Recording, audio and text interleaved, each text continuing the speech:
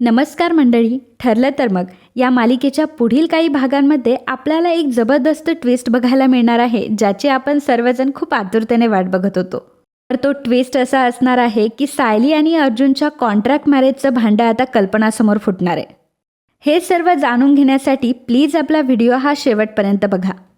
प्रिया आणि अस्मिता दोघीही प्लॅन करतात की अर्जुनच्या रूममध्ये आपल्याला नक्कीच काहीतरी पुरावा मिळेल. त्यामुळे अर्जुन आणि सायली जेव्हा कल्पनासोबत बाहेर गेलेले असतात, नेमकं त्याच वेळी प्रिया आणि अस्मिता अर्जुनच्या रूममध्ये जातात आणि अर्जुनच्या कपाटामध्ये त्या छानबीन करत असतात.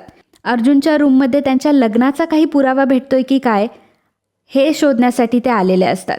कपाटामध्ये त्या फाईल शोधत असतात. नेमकी लाल रंगाची फाईल त्यांच्या हाताला लागते, ज्या फाईलमध्ये कॉन्ट्रॅक्ट मॅरेजचे ॲग्रीमेंटचे पेपर असतात.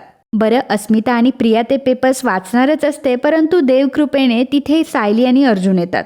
सायली आणि अर्जुनला बघून प्रिया आणि अस्मिता खूपच घाबरतात. अर्जुन अस्मिता आणि प्रियाला जाबही विचारतो की तुम्ही दोघे आमच्या रूममध्ये काय करताय आणि तुम्हाला इतक्या वेळा सांगून सुद्धा तुम्ही हेच करताय का? प्रिया आणि अस्मिता आता दोघीही घाबरलेल्या असतात आणि घाबरलेल्या अवस्थेत त्या तिथून निघतात. परंतु त्या लाल फाईलमधलं त्यांनी काहीही वाचलेलं नसतं. अर्जुन आणि सायली दोघंही आता थोडक्यात वाचलेले असतात. त्यामुळे ॲग्रीमेंटचं पेपर घरात ठेवणं हे किती भयानक असू शकतं हे त्यांना आता समजलेलं असतं. अर्जुन सायलीला ते बोलून सुद्धा दाखवतो की मिसेस सायली, आता आपल्याला ॲग्रीमेंटचे पेपर हे घरात ठेवता येणार नाही. ह्या पेपरची कुठेतरी दुसरीकडे विल्हेवाट लावायला पाहिजे. तेव्हा सायली म्हणते की सर, मी एक काम करते, हॉस्पिटलमध्ये माझी एक मैत्रीण आहे, मी तिच्याकडे हे पेपर्स देते आणि तिच्याकडे हे ठेवते. हॉस्पिटलमध्ये सायलीची एक मैत्रीण असते जी हॉस्पिटलमध्ये काम करत असते आणि मग अर्जुन आणि सायली ते ॲग्रीमेंटचे पेपर तिच्याकडे देण्याचं ठरवतात. दुसऱ्या दिवशी सकाळी सायली ते ॲग्रीमेंटचे पेपर तिच्याकडे देण्यासाठी निघालेली असते. मात्र त्याचवेळी कल्पना आणि प्रतापसुद्धा बाहेर निघालेले असतात आणि ते दोघंसुद्धा हॉस्पिटलमध्येच येत असतात. कारण कल्पना ही बाथरूममध्ये पडल्यामुळे कल्पनाचा पाय दुखत असतो. त्यामुळे प्रताप तिला हॉस्पिटलमध्ये घेऊन आलेला असतो आणि सायलीसुद्धा नेमक्या त्याच हॉस्पिटलमध्ये तिच्या मैत्रिणीला ते ॲग्रीमेंटचे पेपर देण्यासाठी आलेली असते. बरं, सायलीने कल्पनाला बघितलेलं नसतं, परंतु कल्पनाने मात्र सायलीला बघितलेलं असतं. कल्पनाने सायलीला हॉस्पिटलमध्ये बघितलेलं असतं. त्यामुळे सायली हॉस्पिटलमध्ये का आली आहे हा विचार कल्पनाच्या मनात येतो आणि त्यामुळे ते शोधण्यासाठी ती सायलीच्या मागे मागे आलेली असते. दाराच्या आड कल्पना उभी असते आणि सायली आता तिच्या मैत्रिणीला भेटलेली असते. तिच्या मैत्रिणीच्या हातात ती ते ॲग्रीमेंटचे पेपर देते. तेव्हा तिची मैत्रीण तिला विचारते की सायली, हे कसले पेपर्स आहेत?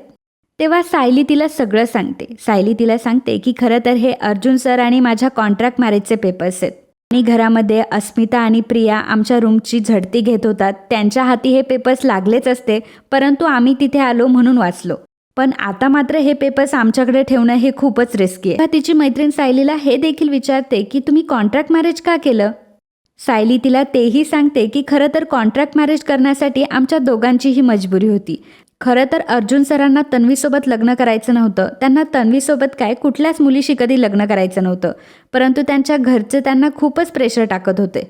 घरच्यांच्या दबावामुळे त्यांचं काही चालत नव्हतं आणि मला सुद्धा एक मजबुरी होती की मला काहीही करून मधुभाऊंना सोडवायचं होतं आणि मधुभाऊंच्या बाजूने लढणारा कुठलाही वकील भेटत नव्हता. अर्जुन सर ती केस घ्यायला तयार होते, परंतु अर्जुन सरांना फीस देण्याइतके पैसेही माझ्याकडे नव्हते. त्यामुळे अर्जुन सरांनी मला त्यांचा प्रॉब्लेम सांगितला आणि ते मला म्हणाले की खरं तर मला लग्न करायचं नाही आहे, आपण 1 वर्षासाठी कॉन्ट्रॅक्ट मॅरेज करूयात आणि त्यानंतर मी तुम्हाला डिवॉर्स देईल आणि जर तुम्ही माझ्यासाठी हे काम केलं तर मी मधुभाऊंची केससुद्धा घ्यायला तयार आहे आणि त्यासाठी मी कुठलीही फीज आकारणार नाही. तेव्हा सायलीकडे दुसरा कुठलाही ऑप्शन नसल्यामुळे सायलीने अर्जुनसोबत लग्न करण्याचा निर्णय घेतलेला असतो आणि ही गोष्ट ती तिच्या मैत्रिणीला सांगत असते. हे सर्व कल्पनाने ऐकलेलं असतं. कल्पना आड उभी राहून हे सगळं ऐकत असते. तिला या गोष्टीचा प्रचंड मोठा धक्का बसलेला असतो. सायली तिच्या मैत्रिणीला सांगते की खरं तर मला घरच्यांना फसवायला अजिबात चांगलं वाटत नाही, परंतु आता आमच्या कॉन्ट्रॅक्ट मॅरेजला 5च महिने राहिलेत आणि आमच्या मागे अस्मिताई आणि प्रिया या हात धुवून लागल्यात. त्यामुळे आता हे पेपर्स जर त्यांच्या हाती पडले तर खूप मोठा प्रॉब्लेम होऊ शकतो. म्हणून हे पेपर्स मी तुझ्याकडे सोपवतीये, कारण आमच्या घरामध्ये हे पेपर्स राहिले तर कोणाच्या हाती पडेल आणि खूप मोठा प्रॉब्लेम होईल. सायलीने अगदी मनमोकळेपणाने तिला सर्व गोष्टी सांगितलेल्या असतात, परंतु ह्या सगळ्या गोष्टी आता कल्पनाने ऐकलेल्या असतात. कल्पनाच्या तर पायाखालची जमीनच सरकलेली असते. कल्पनाला त्या सगळ्या गोष्टी आठवू लागतात. कशाप्रकारे सायली आणि अर्जुनने घरातल्या सर्वांच्या डोळ्यात धूळफेक केली आहे. तिला हे देखील आठवत असतं की जेव्हा सायली आणि अर्जुन लग्न करून घरामध्ये आले होते तेव्हा अर्जुनने सगळ्यात पहिल्यांदा सायलीची बाजू घेतली होती. त्याने घरातल्या कोणाचीही बाजू घेतली नाही आणि सायलीला बायको बायको म्हणत त्याने घरात आणलं होतं. त्यानंतर पूर्ण आजी सायलीवर एवढी नाराज होती तरीही अर्जुन पूर्ण आजीशी भांडत होता, ते फक्त सायलीसाठी. त्यानंतर सायलीने सुद्धा हळूहळू करून सगळ्यांना एकत्र आणलं होतं, सगळ्यांची मनं जिंकली होती. अगदी पूर्ण आजीचं मनसुद्धा तिने जिंकलं होतं. आणि कशाप्रकारे सायली एक उत्तम सून बनली होती, कशाप्रकारे सायली सर्वांची काळजी घ्यायची. आणि सायली जेव्हा हॉस्पिटलमध्ये होती तेव्हा अर्जुनची काय अवस्था झाली होती. आणि हे सर्व एक नाटक होतं, ह्या सगळ्याचा तिला प्रचंड मोठा धक्का बसलेला असतो. तिला असं वाटायला लागतं की सायली आणि अर्जुनने प्रत्येक गोष्ट आमच्यासमोर फेक केली आहे. त्यांनी फक्त आमच्यासमोर त्यांच्या लग्नाचा दिखावा केला आहे. ॲक्च्युली त्यांचं लग्न खरंच नाही आहे आणि दोघांनीसुद्धा स्वतःच्या फायद्याकरता हे लग्न केलं आहे. आणि कशाप्रकारे ते घरातल्या प्रत्येक माणसाच्या भावनाशी खेळलेत. कल्पनाला आता अर्जुन आणि सायलीचा दोघांचाही खूप राग आलेला असतो. तिला हे देखील आठवत असतं की अस्मिता आणि प्रिया प्रत्येक वेळी तिला सांगण्याचा प्रयत्न करत होते की अर्जुन आणि सायलीचं लग्न हे खोटं आहे. कल्पनाला आता खूपच पश्चाताप होत असतो, कारण अस्मिता आणि प्रिया तिला इतकं सांगण्याचा प्रयत्न करत होते की अर्जुन आणि सायली हे खरे नवरा बायको नसून ते फक्त लग्नाचं नाटक करताय. परंतु कल्पना प्रत्येक वेळी अस्मिताला बोलली आणि कल्पनाने कधीच अस्मिता आणि प्रियावर विश्वास ठेवला नाही. तिने कायम सायली आणि अर्जुनवर विश्वास ठेवला आणि त्याच सायली अर्जुनने तिचा विश्वासघात केला. या गोष्टीने कल्पना ही फारच हर्ट झालेली असते. त्या धड रस्त्याने चालताही येत नसतं आणि अशीच ती रस्त्याने अनवाणी फिरत असते.